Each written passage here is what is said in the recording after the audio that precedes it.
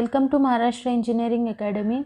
आज हम लोग केमिस्ट्री का केमिकल बॉन्डिंग एंड कैटालिसिस के ऊपर एमसीक्यूज देखने वाले हैं। इसका एक लेक्चर हम लोग ने लास्ट टाइम अपलोड किया था, आप लोग ने शायद देखा होगा, नहीं देखा होगा तो प्लीज़ जाके देखिए। हम लोग स्टार्ट करते एमसीक्यूज से। आप लोग ये एमसीक्यू स्टार्ट करने से पहले जाके हमारे लेक्चर्स देखो, क्योंकि अगर आपको लेक्चर्स में कंसेप्ट क्लियर नहीं होगा तो ये एमसीक्यू आपके कुछ समझ में नहीं आएंगे। तो प्लीज़ जाके पहले एमसीक्यूज़ देखो और फिर ये प्लीज़ जाके पहले लेक्चर्स देखो और फिर ये एमसीक्यूज़ पे आना। अभी एमसीक्यू स्टार्ट करते हैं। फर्स्ट क्वेश्चन है हमारा, which kinds of bonding can be found in a sample of H2O।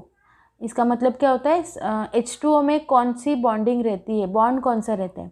Okay, तो उसमें ऑप्शन दिए हम लोग को, A hydrogen bonds only, B ionic and non polar hydrogen bonds, C non polar covalent bonds only, and D both polar covalent and hydrogen bonds. Okay, so H2O जो होता है हमारा, H2O जो हमारा होता है उसमें कोवैलेंट एंड हाइड्रोजन दोनों बॉन्ड रहते हैं, तो इसलिए हम लोग का ऑप्शन डी जो है वो आंसर होगा। सेकंड क्वेश्चन है हमारा, which combination of atoms can form a polar covalent bond. कौन से एटम के कॉम्बिनेशन में कोवैलेंट बॉन्ड रहता है।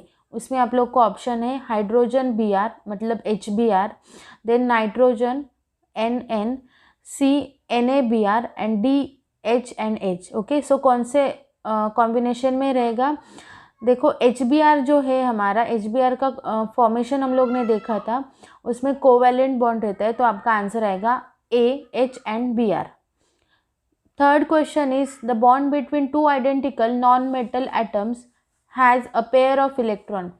देखो क्वेश्चन क्या दिया है यहाँ पे, टू आइडेंटिकल मतलब सेम नॉन मेटल एटम्स जो होते हैं उसमें कौन सा बॉन्ड प्रेजेंट होता है और कौन सा बॉन्ड बनता है।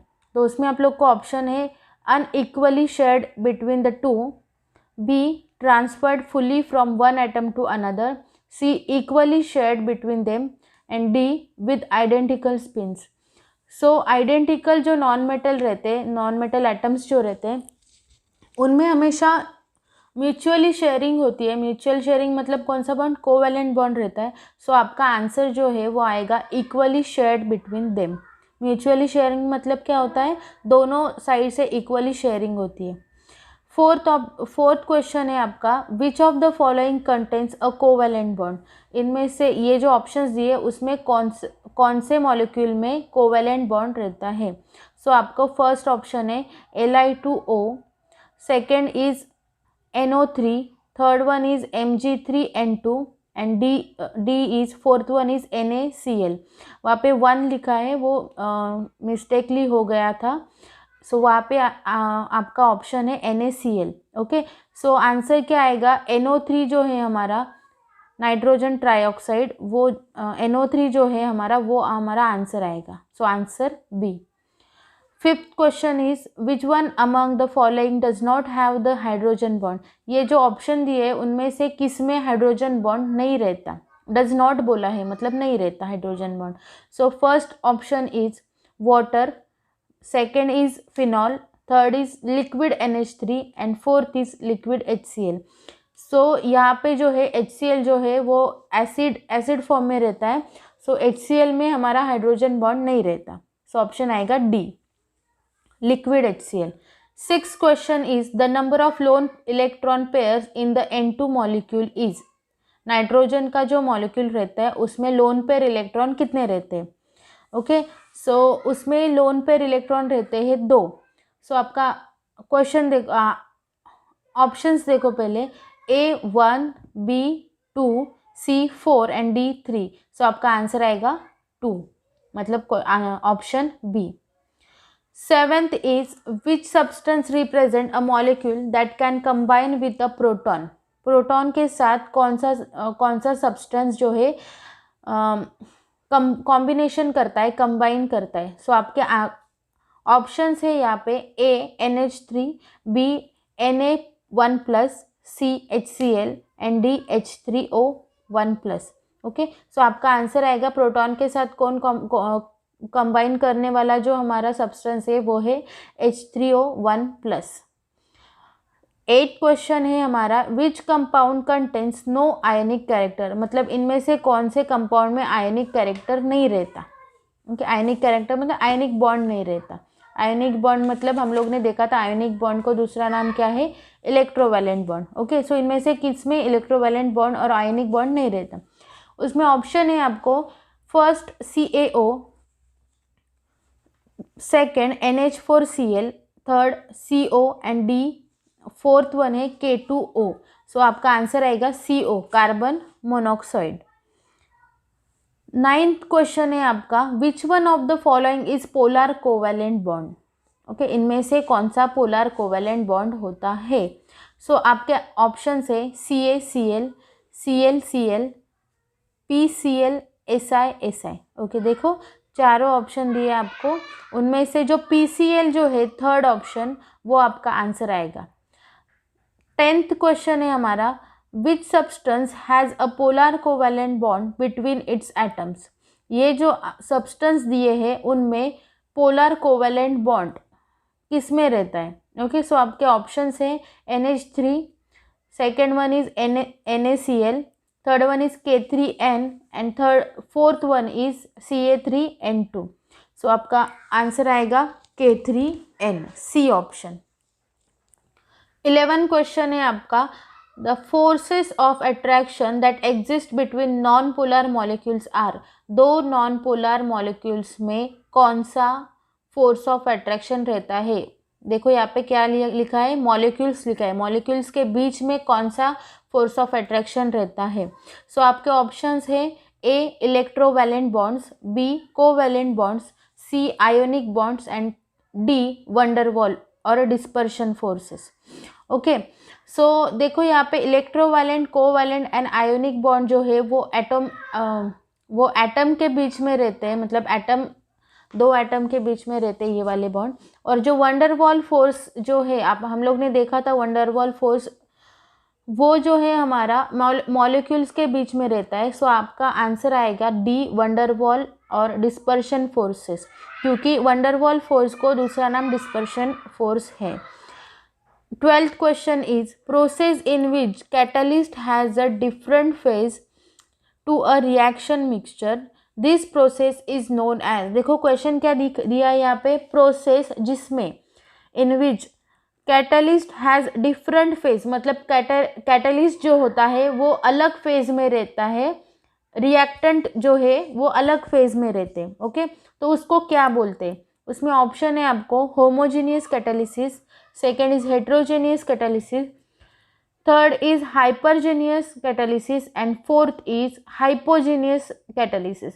तो हमने देखा था कि जिसमें रिएक्टेंट एंड कैटालिस्ट अलग अलग फेज में रहते हैं, सो वहाँ पे हेट्रोजेनियस कैटालिसिस प्रोसेस होती है। सो आपका आंसर आएगा B heterogeneous catalysis. 13 is, which component is affected when a catalyst is added to a chemical reaction. अगर हम लोग किसी भी केमिकल रिएक्शन में कैटालिस्ट ऐड करते हैं तो कौन सा कंपोनेंट जो है वो अफेक्ट करता है, किस पर ज़्यादा इफेक्ट होता है। फर्स्ट ऑप्शन है हमारा the amount of substrate, second is the amount of product, third one is the concentration of reactant and fourth one is the activation energy. Okay, so हमने देखा था कैटालिस्ट क्या करता है, रिएक्शन का स्पीड जो है वो चेंज करता है, एक कम या ज़्यादा रिएक्शन का स्पीड जो है वो कम और ज़्यादा कैटालिस्ट करता है। ओके, सो इसका मतलब आपका आंसर आएगा एक्टिवेशन एनर्जी, मतलब वो रिएक्शन को एक्टिव करने के लिए, एक्टिवेट करने के लिए यूज़ होता है। ओके, सो आपका आंसर आएगा D the activation energy. 14 is, which one of the following is not a strong bond. इनमें से कौन सा स्ट्रॉन्ग बॉन्ड नहीं है, मतलब वीक बॉन्ड है। ऑप्शन है हमारे A van der Waals bond, B covalent bond, C metallic bond and D ionic bond. So हमने देखा था जो वंडरवॉल फोर्सेस है हमारे, वंडरवॉल बॉन्ड जो है वो सबसे वीक रहते हैं, ज़्यादा स्ट्रॉन्ग नहीं रहते। तो आपका आंसर आएगा A van der Waals bond. 15 is metals can be hammered into different shapes and drawn into wires, hence they are। Metal जो है हमारे मेटालिक बॉन्ड में हम लोग ने देखा था, मेटल जो है हमारे हम उसके डिफरेंट शेप बना सकते हैं, उसको वायर में कन्वर्ट कर सकते हैं। तो वो जो प्रॉपर्टी होती है उसकी मेटल की, उसको क्या बोलते हैं? ऑप्शन है हमारे, first is soft, second malleable, third strong and fourth weaker. So आपका आंसर आएगा सेकेंड, मेलेबल।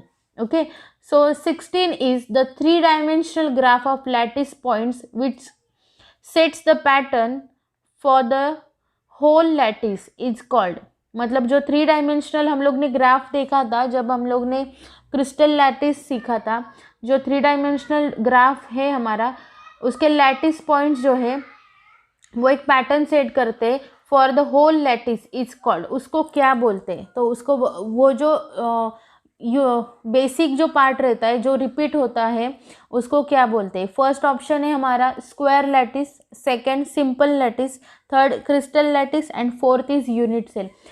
तो वो जो 3 डायमेंशनल ग्राफ होता है हमारा वो यूनिट सेल से बना रहता है। तो आपका आंसर आएगा answer D, unit cell.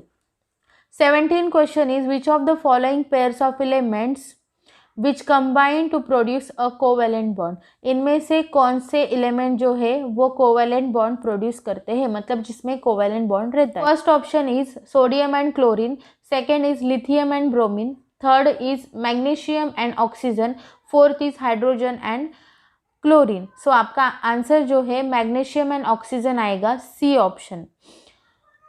18 question है हमारा, the strength of metallic bond increases with. Metallic bond की जो स्ट्रेंथ है वो इंक्रीज किससे होती है? First option is increase in number of valence electron, second is increase in number of valence electron, third is the decrease in size of atom and fourth is increase in size of atom. Okay, so जो metallic bond होता है उसकी strength मतलब उसकी power जो है वो किससे बढ़ती है? जितने नंबर ऑफ वैलेंस इलेक्ट्रॉन हम लोग इंक्रीज करेंगे उतनी उसकी स्ट्रेंथ बढ़ती है। तो आपका आंसर जो है वो आएगा increase in number of valence electron. Okay, so यहाँ पे हमारे एमसीक्यूज ख़त्म हो गए। अगर आपको ये समझ में आए हो, इसका यूज़ आपके एग्ज़ाम में होगा क्योंकि आपका ऑब्वियसली आई स्कीम में एग्ज़ाम पैटर्न एमसीक्यू फॉर्मेट में ही होता है। तो ये लर्न करोगे तब भी आपको मार्क्स मिलेंगे। अगर आपको ये वीडियो अच्छा लगा होगा, समझ में आया है, तो please like, share and subscribe करो। Thank you.